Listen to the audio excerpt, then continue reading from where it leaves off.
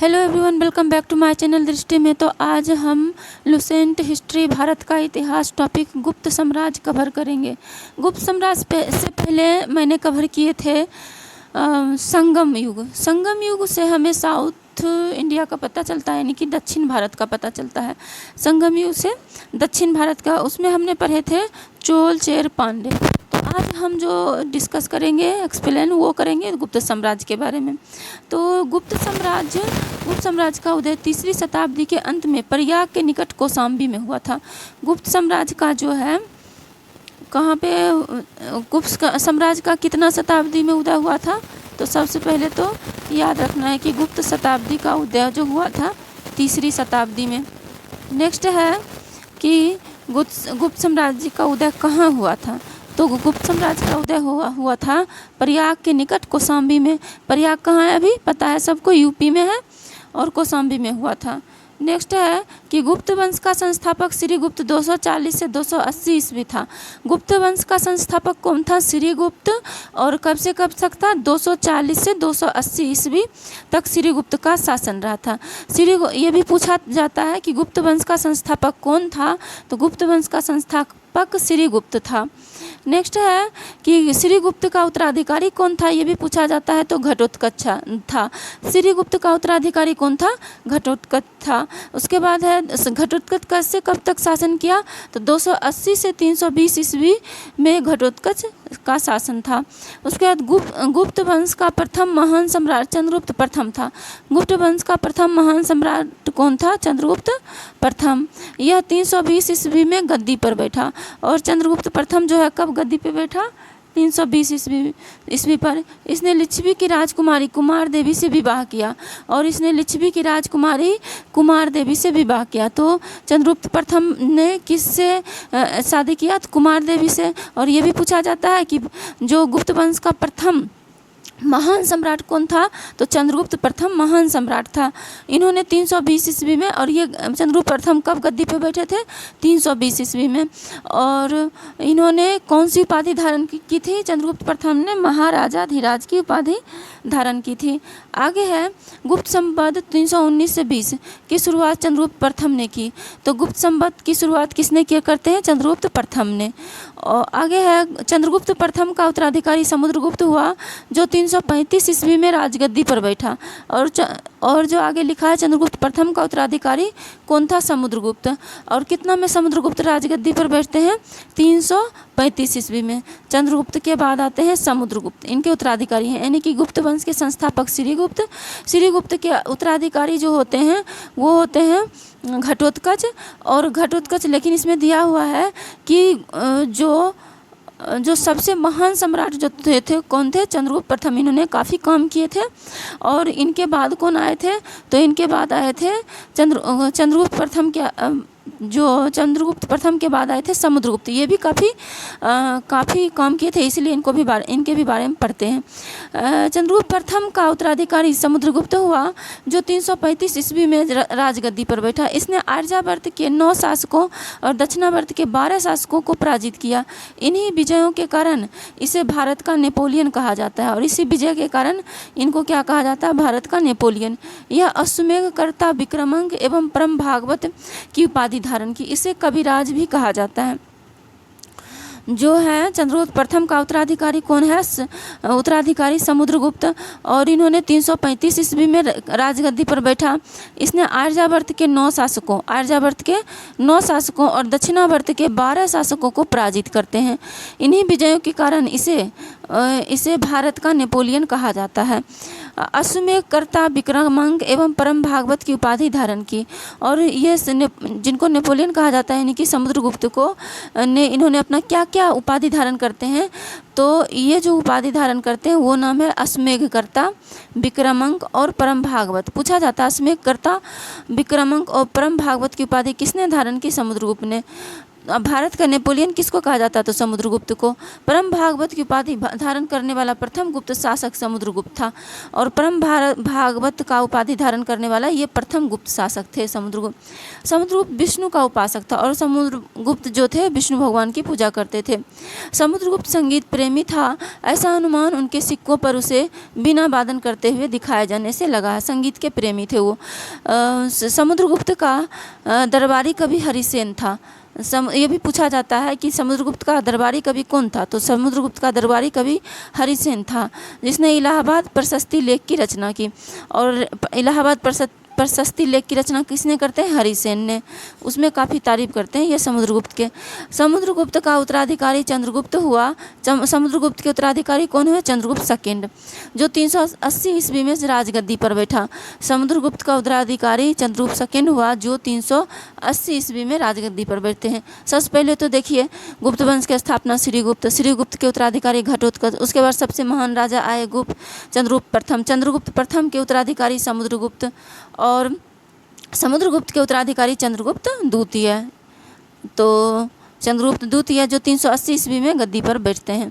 चंद्रगुप्त द्वितीय के शासनकाल में चीनी बौद्ध यात्री फहियान आया। ये काफ़ी बार पूछा गया क्वेश्चन है, फिर पूछा जा सकता है कि फहियान किन के समय काल में भारत आया था? तो फहियान जो है चंद्रगुप्त सेकंड के समय में भारत आए थे। आगे है, एक मिनट, फहियान किसके समय काल में भारत आए थे? चंद्रगुप्त सेकंड के समय। शकों पर विजय के उपलक्ष्य में चंद्रगुप्त सेकंड ने चांदी के सिक्के चलाए। तो ये भी क्वेश्चन पूछा जाता है कि शकों पर विजय के उपलक्ष्य में समुद्रगुप्त सेकंड ने कौन से सिक्के चलाते हैं? चांदी के सिक्के। साहब समुद्रगुप्त सेकंड का राजकवि था। चंद्रगुप्त सेकंड के समय पाटलिपुत्र एवं उज्जैनी विद्या का प्रमुख केंद्र था। यानी कि कह रहा है कि समुद्रगुप्त सेकंड का जो राजकवि था वो था साव। और जैसे ये चंद्रगुप्त सेकंड का जो राजकवि था वो था साव, और समुद्रगुप्त का राजकवि कौन था? हरिसेन, जिन्होंने इलाहाबाद प्रशस्ति लिखे थे। और ये चंद्रगुप्त का ये पूछा जा सकता है कि चंद्रगुप्त का राजकवि कौन था? तो साव। चंद्रगुप्त सेकंड का राजकवि कौन था? तो साव चंद्रगुप्त सेकंड का राजदूत था। आगे है, ये राजकवि था, सॉरी। अनुश्रुति के अनुसार चंद्रगुप्त सेकंड के दरबार में 9 विद्वानों की एक मंडली निवास करती थी, और सुने गए, अनुश्रुति मतलब सुनने के अनुसार, सुनने में आया, सुना गया है कि जो चंद्रगुप्त सेकंड के जो दरबार में कितने विद्वान का मंडल था? 9 विद्वान थे। अब जिनके पास 9 विद्वान हो तो अब इससे उनका शासन अच्छा ही होगा। तो नेक्स्ट है विद्वानों, जिसे नवरत्न कहा गया है। महाकवि कालिदास संभवतः इनमें अग्रगण्य थे, और सबसे आगे इसमें कौन थे? महाकवि कालिदास। कालिदास के अतिरिक्त इनमें जो 9 में थे धन्वंतरी, छपनक क्या थे? फलित ज्योतिष विद्वान थे छपनक। और अमर सिंह कोशकार थे। शंकु वास्तुकार थे। बेताल भट्ट घटकर पर बराहमिहिर खगोल विज्ञानी थे, एवं बर्रुचि जैसे विद्वान थे। किनके दरबार में? चंद्रगुप्त सेकंड के दरबार में। नेक्स्ट है, चंद्रगुप्त सेकंड का संधि विग्रहक सचिव वीरसेन शैव मतावलंबी थे। चंद्रगुप्त सेकंड का जो संधि विग्रहक सचिव जो थे वीरसेन, वो क्या थे? शैव मतावलंबी थे। आगे है, जिसने शिव की पूजा के लिए उदयगिरी पहाड़ी का एक गुफा का निर्माण करवाया था। और चंद्रगुप्त सेकंड का संधि विग्रहक सचिव थे वीरसेन, जो वो कौन से मत को मानते थे? शैव मतावलंबी। और इन्होंने शिव की पूजा के लिए उदयगिरी की पहाड़ी पर एक गुफा का निर्माण करवाया। किसने? चंद्रगुप्त सेकंड का जो संधि विग्रहक जो थे वो वीरसेन थे, और शैव मतावलंबी थे, जिसने शिव की पूजा के लिए उदयगिरी पहाड़ी पर एक गुफा का निर्माण करवाया। वीरसेन ने किस धर्म को मानते थे? ये शैव धर्म को। वीरसेन व्याकरण, न्याय मीमांसा शब्द का प्रकांड पंडित एवं कवि था। वीरसेन किसका प्रकांड विद्वान था? व्याकरण का, न्याय मीमांसा का, और शब्द उनके पास बहुत थे, शब्द बहुत जानते थे, शब्द का अर्थ जानते होंगे, बहुत सारे शब्द होगा उन न्यू। तो ये था वीरसेन जो थे, इन तीनों में वो प्रकांड विद्वान थे। और चंद्रगुप्त सेकंड का उत्तराधिकारी कुमारगुप्त प्रथम हुआ। चंद्रगुप्त सेकंड का उत्तराधिकारी कौन हुआ? कुमारगुप्त प्रथम। फिर से देख लेते हैं। देखिए, श्रीगुप्त जो है ये गुप्त साम्राज्य की स्थापना करते हैं। श्रीगुप्त के जो उत्तराधिकारी होते हैं घटोत्कच होते हैं। घटोत्कच और सबसे महान जो राजा होते हैं वो चंद्रगुप्त प्रथम होते हैं। चंद्रगुप्त प्रथम का उत्तराधिकारी होता है समुद्रगुप्त। समुद्रगुप्त के उत्तराधिकारी कौन होते हैं? चंद्रगुप्त द्वितीय। चंद्रगुप्त द्वितीय ये इसके उत्तराधिकारी होते हैं चंद्रगुप्त द्वितीय। और चंद्रगुप्त द्वितीय के उत्तराधिकारी कौन है? तो कुमारगुप्त चंद्रगुप्त द्वितीय के उत्तराधिकारी हैं। तो ये थोड़ा ध्यान में रखना है कौन किसके उत्तराधिकारी रहे हैं। आगे है कि नालंदा विश्वविद्यालय की स्थापना। नालंदा विश्वविद्यालय की स्थापना समुद्रगुप्त 455 से 467 ईस्वी में हुआ। नालंदा विश्वविद्यालय की स्थापना किसने किया था? नालंदा विश्वविद्यालय की स्थापना कुमारगुप्त ने की थी। तो याद रखिएगा, पूछा जाता है क्वेश्चन, कई बार पूछा गया कि नालंदा विश्वविद्यालय की स्थापना किसने किया था? तो कुमारगुप्त ने किया था। उसके बाद है कुमारगुप्त प्रथम का उत्तराधिकारी स्कंदगुप्त हुआ। और कुमारगुप्त के बाद कौन आए? स्कंदगुप्त। स्कंदगुप्त 455 से 467 ईस्वी में मतलब कि राजा रहे। 455 से 467 ईस्वी तक रहे। स्कंदगुप्त गिरनार पर्वत पर सुदर्शन झील का पुनरुद्धार करवाया। काफ़ी इंपॉर्टेंट है, जो सुदर्शन झील का पुनरुद्धार जो है गिरनार पर्वत पर सुदर्शन झील का गिरनार किसने करवाए थे? स्कंदगुप्त ने। गिरनार पर्वत पर सुदर्शन झील का पुनरुद्धार करवाए थे। उसके बाद स्कंदगुप्त ने पर्णदत्त को सौराष्ट्र का गवर्नर नियुक्त किया। तो ये भी पूछा जाता है सौराष्ट्र का गवर्नर किसको नियुक्त किया था? स्कंदगुप्त ने, तो पर्णदत्त को। आगे है कि स्कंदगुप्त के शासनकाल में हूनों का आक्रमण शुरू हो गया। किसके शासनकाल में जो है हून का आक्रमण शुरू हो गया? हून जो था एक विदेशी था, और वो एक विदेशी चीनी जंगली इस टाइप से कहा जाता है कि दक्षिण पूर्व पश्चिम उत्तर पश्चिम का ना ये था हून। हूनों का आक्रमण कब शुरू हो गया? तो स्कंदगुप्त के समय। स्कंदगुप्त के समय हून का आक्रमण शुरू हो जाता। तो किसके समय हून का आक्रमण शुरू हुआ? तो स्कंदगुप्त, यहाँ देखिए लिखा है स्कंदगुप्त के शासनकाल में हूनों का आक्रमण शुरू हो गया। स्कंदगुप्त के शासनकाल में हूनों का आक्रमण शुरू हो गया। आगे है अंतिम गुप्त शासक विष्णुगुप्त था। अंतिम गुप्त शासक कौन था? विष्णुगुप्त था। और एक विष्णुगुप्त थे वो चाणक्य जिनका नाम था, वो विष्णुगुप्त ने, ये राजा थे। तो अंतिम गुप्त शासक कौन था? विष्णुगुप्त। वो जो चाणक्य का विष्णुगुप्त जो नाम था वो अर्थशास्त्र लिखे थे, और वो चंद्रगुप्त मौर्य को घनानंद को हराने में मदद किए थे। तो वो मौर्य वंश के समय थे वो। तो गुप्त साम्राज्य के सबसे बड़ी प्रादेशिक इकाई देश थी। अब देखिए गुप्त शासन के हम प्रशासन के बारे में पढ़ेंगे। किसके बारे में? गुप्त शासन की प्रशासन व्यवस्था कैसी थी, ये भी इम्पोर्टेंट होता है। किसी भी शासन का प्रशासनिक व्यवस्था में क्या सब होता है और कैसी होती है। तो देखिए लिखा है गुप्त साम्राज्य की सबसे बड़ी प्रादेशिक इकाई क्या थी? देश, जिसके शासक को गोपना कहा जाता था। जैसे गुप्त साम्राज्य की पूछा जाएगा कि सबसे बड़ी प्रादेशिक इकाई क्या थी, तो ये थी देश। और उसके शासक को क्या कहा जाता था? तो उसके शासक को कहा जाता था गोपना। किसके शासक को? गुप्त साम्राज्य के की जो सबसे बड़ी प्रादेशिक इकाई थी उसको देश कहते थे, और देश के शासक को गोपना कहा जाता था। एक दूसरी प्रादेशिक इकाई भुक्ति थी, और दूसरी प्रादेशिक इकाई क्या थी? भुक्ति, जिसके शासक को उपरिक कहा जाता था। और जो दूसरी प्रादेशिक इकाई थी भुक्ति, उसके शासक को उपरिक कहा जाता। तो इम्पॉर्टेंट है, देश के शासक को गोपना कहा जाता था, और भुक्ति के शासक को उपरिक कहा जाता था। तो ये दोनों याद रखिएगा, इम्पॉर्टेंट है। भुक्ति के नीचे विषय था, यानी कि देश के बाद कौन आता है? देश के बाद भुक्ति आता है। भुक्ति के बाद कौन आता है? विषय। भुक्ति के नीचे विषय आता है। देश का जो शासक था वो गोपना कहलाता था, और इसके जो शासक थे भुक्ति के वो उपरिक कहलाते थे। और आगे है भुक्ति के नीचे कौन था? विषय। विषय नामक इस प्रशासनिक इकाई होती थी जिसके प्रमुख विषयपति होते थे। और विषय के प्रमुख कौन होते थे? विषय के प्रमुख कौन होते थे? विषयपति। आगे है कि विषयपति कहलाते थे। आगे है पुलिस का मुख्य अधिकारी दंडपाशिक कहलाता था। पुलिस का मुख्य अधिकारी क्या कहलाता था? दंडपाशिक। पुलिस विभाग के साधारण कर्मचारियों को चाट या भाट कहा जाता था। अब ये भी इम्पोर्टेंट है, जो गुप्त साम्राज्य में पुलिस विभाग को क्या कहा जाता था? पुलिस विभाग को कहा जाता था दंडपाशिक। पुलिस विभाग को क्या कहा जाता था गुप्त साम्राज्य में? दंडपाशिक। नेक्स्ट है कि ये पुलिस विभाग के साधारण कर्मचारी को क्या कहा जाता? चाट और भाट। पुलिस विभाग के साधारण कर्मचारी को क्या कहा जाता था? चाट और भाट। ये भी इम्पोर्टेंट है।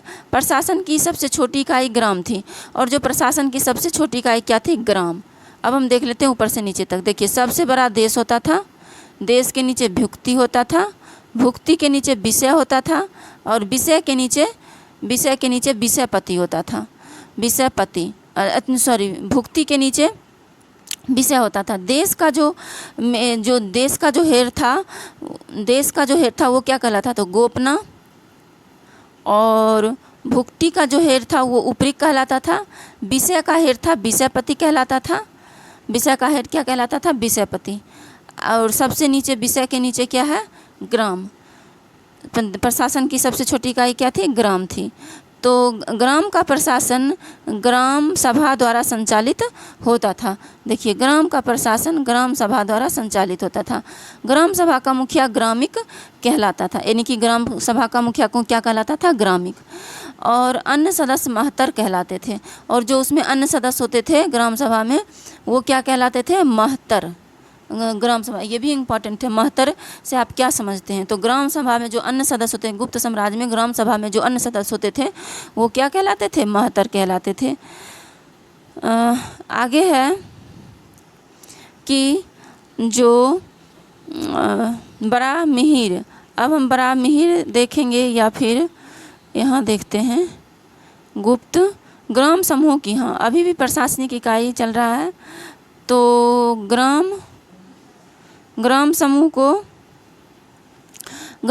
की छोटी इकाई पेठ कहा जाता था। ग्राम समूह की छोटी इकाई को क्या कहा जाता था? पेठ। तो ये भी पूछा जाता है कि ग्राम समूह का छोटी इकाई क्या कहलाता था? ग्राम समूह का छोटी इकाई पेठ कहलाता था। पेठ। उसके बाद है गुप्त शासक कुमार गुप्त के दामोदरपुर ताम्रपत्र में भूमि बिक्री संबंधी अधिकारियों का उल्लेख है। भूमि बिक्री संबंधी अधिकारी का उल्लेख है। अधिकारियों द्वारा भूमि जब बिक्री होती थी तो अधिकारियों का उसमें काम होता था। तो अधिकारियों का उल्लेख है किसकी बिक्री में? भूमि की बिक्री में।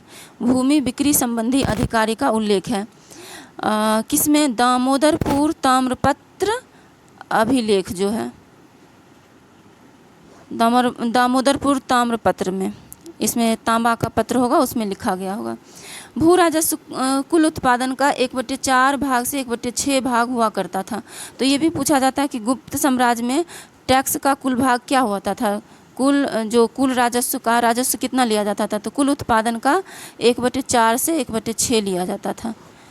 आगे है कि आर्थिक उपयोगिता के आधार पर निम्न प्रकार की भूमि थी। गुप्त साम्राज्य में जो आर्थिक उपयोगिता की भूमि थी वो निम्न प्रकार की थी। एक क्षेत्र था वो कृषि करने योग्य भूमि था। क्षेत्र उसको कहते थे जो कृषि करने योग्य भूमि था, उसको गुप्त साम्राज्य में क्षेत्र कहते थे।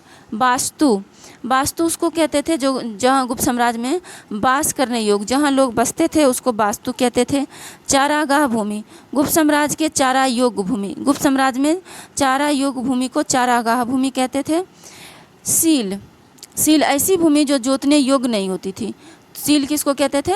सील ऐसी भूमि जो जोतने योग्य नहीं हो, खराब हो। अप्रहत ऐसी भूमि जो जंगली होती थी। ये पूछा भी गया है, अप्रहत क्या होता था? गुप्त साम्राज्य में जो अप्रहत होता था, जंगली भूमि को अप्रहत कहा जाता था। तो ये इम्पोर्टेंट है, इसको देख लेना है। गुप्तकालीन प्रसिद्ध मंदिर, गुप्तकालीन जो प्रसिद्ध मंदिर है, इससे कई बार क्वेश्चन आ चुका है और फिर आ सकता है, तो हम देख लेते हैं इसको। नेक्स्ट है कि गुप्त साम्राज्य जो विष्णु मंदिर है वो गुप्त साम्राज्य में बनी है, और ये है जबलपुर मध्य प्रदेश। इनको तिगवा मंदिर भी बोलते हैं।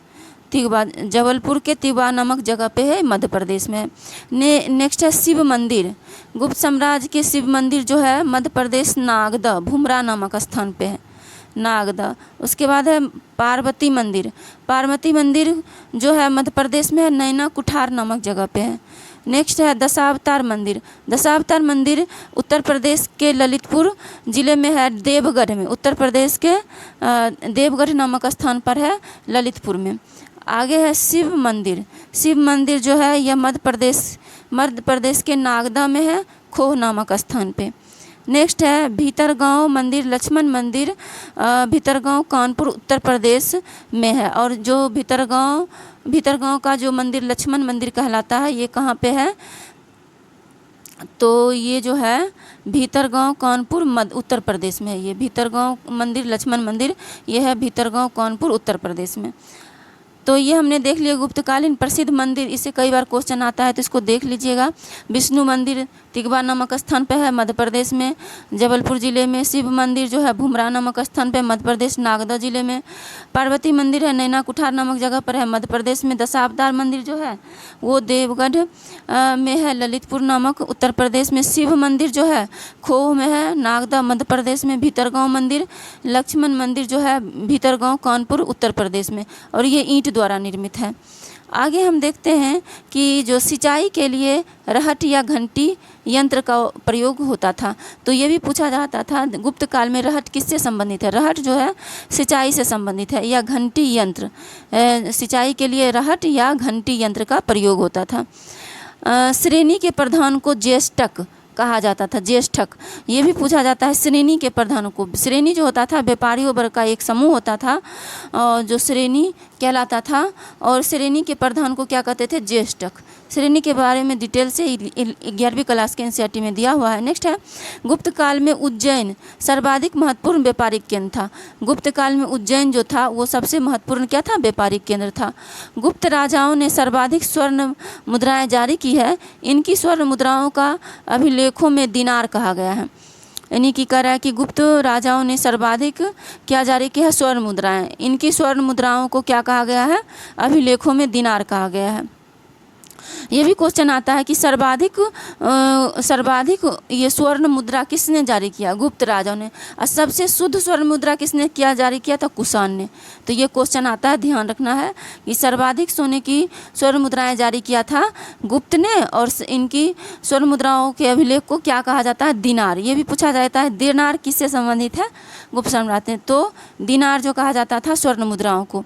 कायस्थों का सर्वप्रथम वर्णन याज्ञवल्क स्मृति में मिलता है। पूछा जाएगा कि कायस्थों का सर्वप्रथम वर्णन किस में मिलता है? याज्ञवल्क स्मृति में। जाति के रूप में कायस्थों का सर्वप्रथम वर्णन ओशनम स्मृति में मिलता है। अब देखिए हमने गुप्त साम्राज्य का हमने उधर प्रशासन देखे, अब ये समाज आ गया है। गुप्त साम्राज्य का समाज कैसा था? तो जैसे अभी का समाज कैसा, उसी तरह गुप्त साम्राज्य का देखिए एक तरह से समाज है ये, कि कायस्थों उस समय जाति व्यवस्था कैसी थी। कायस्थों का सर्वाधिक वर्णन याज्ञवल्क स्मृति में मिलता है। जाति के रूप में कायस्थों का सर्वप्रथम वर्णन ओशनम स्मृति में मिलता है। यानी कि ओशनम स्मृति में कायस्थ को एक जाति बताया गया है। विंध्य जंगल में सबर जाति के लोग अपने देवताओं को मनुष्य का मांस चढ़ाते थे, और विंध्य प्रदेश में सबर जाति एक थे, वो अपने देवता को मनुष्य का मांस चढ़ाते थे। तो ये भी सोचने वाली बात है।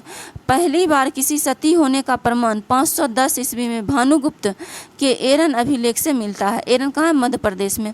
और भानुगुप्त के एरन अभिलेख से मिलता है पहली बार सती होने का प्रमाण, यानी कि महिलाओं की कंडीशन खराब होने लगी थी, जिसमें किसी भोजराज की मृत्यु पर उसकी पत्नी सती होने का उल्लेख है।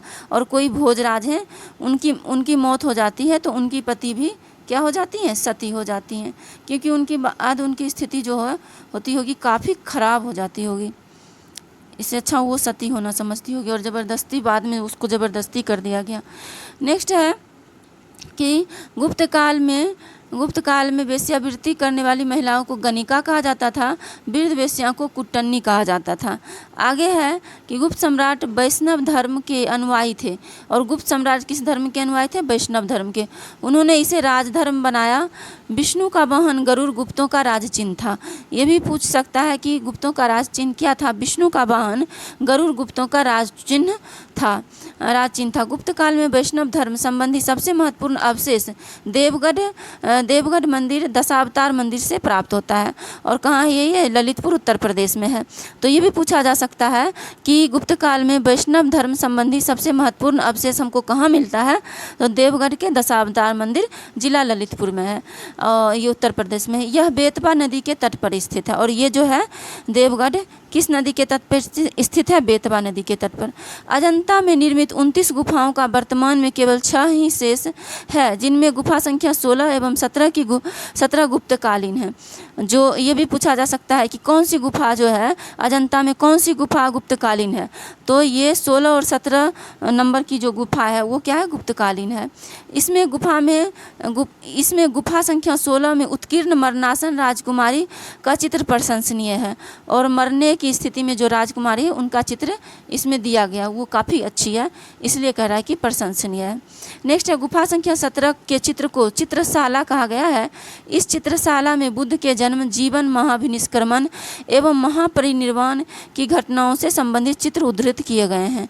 यानी कि इसको चित्रशाला इसी के लिए कहा गया है कि इस चित्रशाला में बुद्ध का जन्म, जीवन, महाभिनिष्क्रमण और महापरिनिर्वाण की घटनाओं को, जब बुद्ध घर छोड़ देते हैं ना, उसी को महाभिनिष्क्रमण कहा गया है।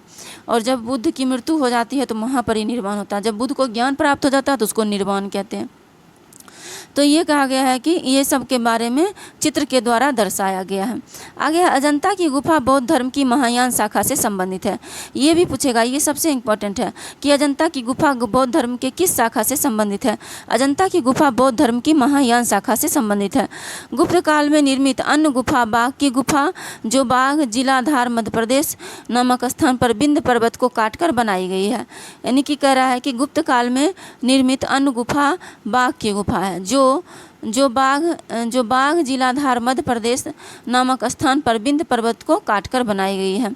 गुप्त काल में विष्णु शर्मा द्वारा लिखित पंचतंत्र किस भाषा में लिखी गई है? संस्कृत में, को संसार का सर्वाधिक प्रचलित ग्रंथ माना जाता है। यानी कि गुप्त कह रहा है कि गुप्त काल में जो विष्णु शर्मा द्वारा कौन सा लिखा गया? पंचतंत्र।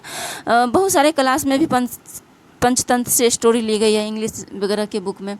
तो कहा गया कि पंचतंत्र जो है को संसार का सबसे प्रचलित ग्रंथ कहा गया है। बाइबिल के बाद इसका दूसरा स्थान है। इसे 5 भागों में बांटा गया है: मित्रभेद, मित्रलाभ, संधि विग्रह, लब्ध परनस, ऊपरी छाकारित्व। मतलब कि कह रहा है गुप्त काल में जो है विष्णु शर्मा द्वारा लिखित, सबसे पहले तो ये याद कर लेना है कि पंचतंत्र लिखी किसने है?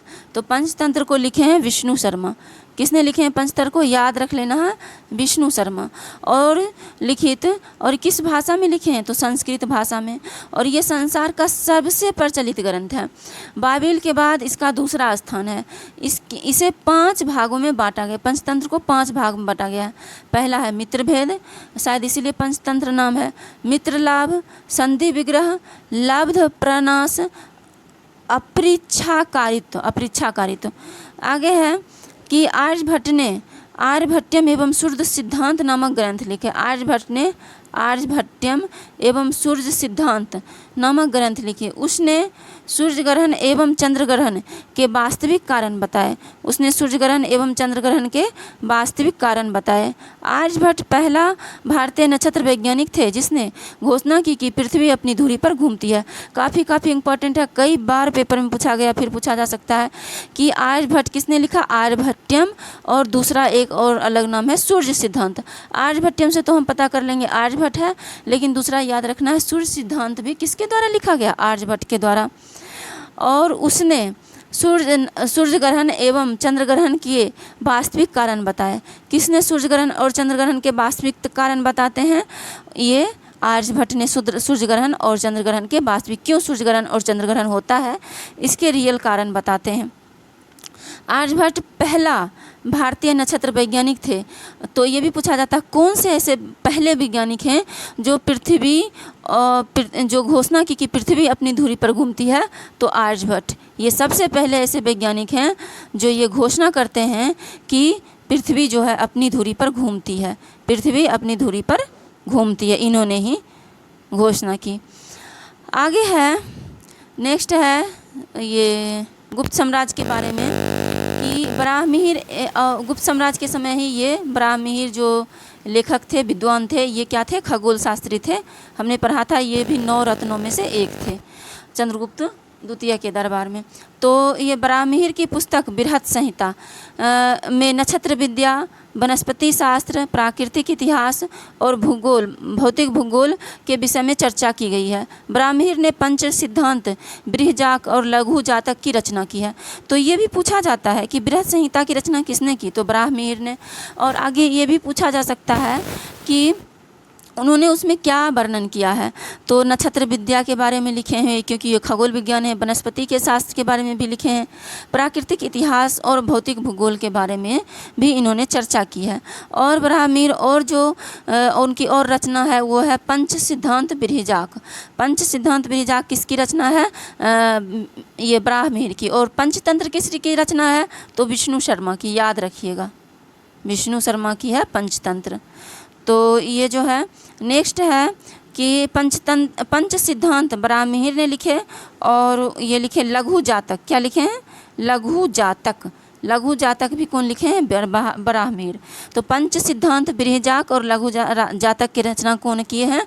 बराहमिहिर। ब्रह्मगुप्त इस युग के महान नक्षत्र वैज्ञानिक एवं गणितज्ञ थे।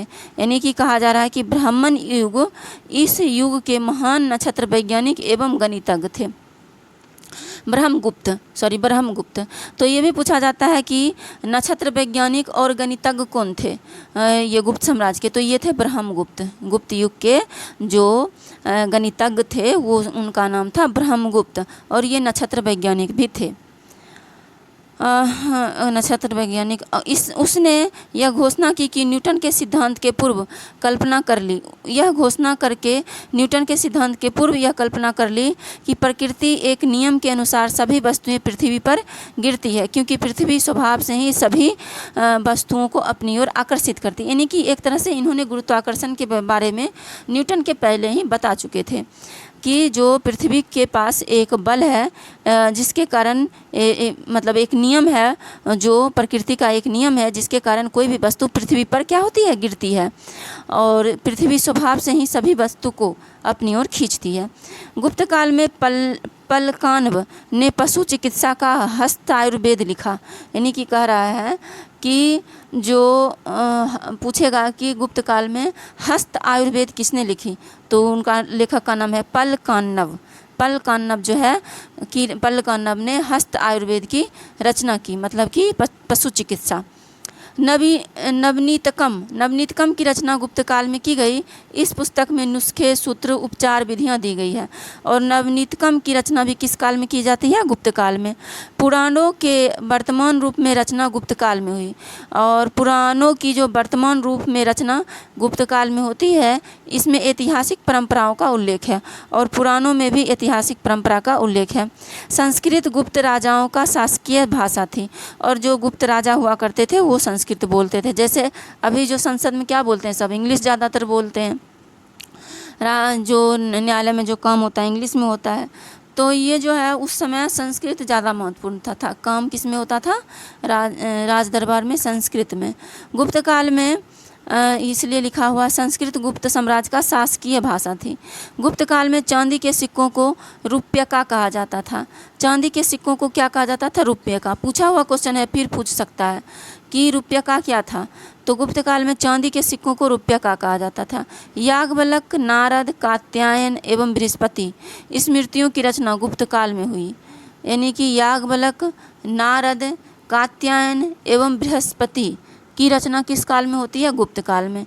या पूछा जाएगा कि याज्ञवल्क्य, नारद, कात्यायन एवं बृहस्पति स्मृतियों की रचना किस काल में हुई? गुप्त काल में। मंदिर बनाने की कला का जन्म गुप्त काल में ही हुआ। यहाँ तक कि मंदिर बनाने की कला का जन्म किस काल में होता है? गुप्त काल में। त्रिमूर्ति की अवधारणा का विकास गुप्त काल में हुआ। और तीन मूर्ति की अवधारणा का विकास किस में हुआ? गुप्त काल में। गुप्त वंश के शासकों ने मंदिर एवं ब्राह्मणों को सबसे अधिक ग्राम अनुदान दिए। तो ये जो पूछा जाएगा कि सबसे अधिक ग्राम अनुदान किस वंश के शासक ने किए, तो ये हो जाएगा गुप्त वंश ने। क्या हो जाएगा ये? और शुरुआत किसने की थी? सातवाहन वंश ने। यहाँ पे दिया हुआ है कि मंदिर बनवाने के कला का प्रारंभ गुप्त काल में हुआ। त्रिमूर्ति की अवधारणा का विकास गुप्त काल में ही हुआ। गुप्त वंश के शासकों ने मंदिर एवं ब्राह्मणों को सबसे अधिक ग्राम अनुदान दिए। पूछा जाएगा कि सबसे अधिक जो है ब्राह्मणों को गुप्त वंश के शासकों ने मंदिरों एवं ब्राह्मणों को सबसे अधिक ग्राम अनुदान दिए। यानी कि जो पूछा जाएगा क्वेश्चन कि ग्राम अनुदान सबसे अधिक किस राज्य में जो है मंदिरों एवं ब्राह्मणों को ग्राम अनुदान सबसे अधिक किस राजवंश में दिया गया? तो गुप्त वंश में। और गुप्त काल लौकिक साहित्य की सर्जना के लिए अस्मरणीय है। भास के 13 नाटक इसी काल के हैं। यानी कि लौकिक साहित्य जिसको हम देख सकते हैं, लौकिक साहित्य की रचना लोगों के बारे में, एक होता है लौकिक एक परलौकिक। तो लौकिक साहित्य की रचना जो है ये गुप्त काल में सर्जना के लिए अस्मरणीय, यानी गुप्त काल इसके लिए स्मरणीय रहेगा। भास के 13 नाटक इसी काल के हैं। और भास ने जो 13 नाटक लिखा है गुप्त काल में लिखे हैं। शूद्रक का लिखा मृच्छकटिकम या माटी की खिलौनागारी, जिसमें निर्धन ब्राह्मण के साथ वेश्या का प्रेम वर्णित है, प्राचीन नाटकों में सर्वोत्कृष्ट माना जाता है। यानी कि भास के 13 नाटक इसी काल के हैं, गुप्त काल के ही। शूद्रक मृच्छकटिकम किसने लिखा? कई बार पूछा गया है, फिर पूछा जा सकता है। मृच्छकटिकम शूद्रक ने लिखा है। और इसमें क्या वर्णन है? तो खिलौनागारी, जिसमें निर्धन ब्राह्मण के साथ, एक गरीब ब्राह्मण के साथ एक वेश्या का प्रेम वर्णित है। प्राचीन नाटकों में ये सबसे उत्कृष्ट माना जाता है। प्राचीन नाटक में सबसे अच्छा नाटक इसको माना जाता है। कालिदास कीर्ति अभिज्ञान शाकुंतलम, इसमें क्या लिखा है? सजा दुष्यंत एवं शकुंतला की प्रेम कथा है। राजा दुष्यंत एवं शकुंतला की प्रेम कथा है।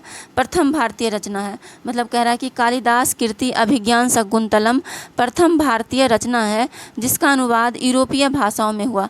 ऐसी दूसरी रचना है भगवद गीता। तो पूछा जाएगा कि गुप्तकालीन ऐसी कौन सी प्रथम रचना है जिसका जो है अनुवाद यूरोपीय भाषा में हुआ है? तो ये कालिदास रचित अभिज्ञान शाकुंतलम का सबसे पहले यूरोपीय भाषा यानी इंग्लिश में जो है उसका अनुवाद किया गया। और उसके बाद एक और जिसका अनुवाद किया गया उसका नाम है भागवत गीता। ये पूछा जाता है क्वेश्चन कि सबसे पहले किसका अनुवाद अंग्रेजी में हुआ गया गुप्त काल के किस ग्रंथ का? तो अभिज्ञान शाकुंतलम। अब उसमें भी पूछ सकता है कि उसके दूसरा कौन ऐसा है जिसका अभिज्ञान शाकुंतलम के बाद दूसरा किसका अनुवाद किया गया? तो भगवद गीता का। सांस्कृतिक उपलब्धियों के कारण गुप्त काल को भारतीय इतिहास का स्वर्णयुग कहा जाता है। और गुप्त काल को भारतीय इतिहास का स्वर्णयुग भी कहा जाता है। क्यों? सांस्कृतिक उपलब्धियों के कारण। पूजा पाठ, ब्राह्मण समुदाय, फिर लोग जो मंदिर वगैरह का निर्माण, कला का निर्माण, तो ये सब जो है ना संस्कृति का विकास के कारण गुप्त काल को क्या कहा जाता है? भारतीय इतिहास का स्वर्णयुग कहा जाता है।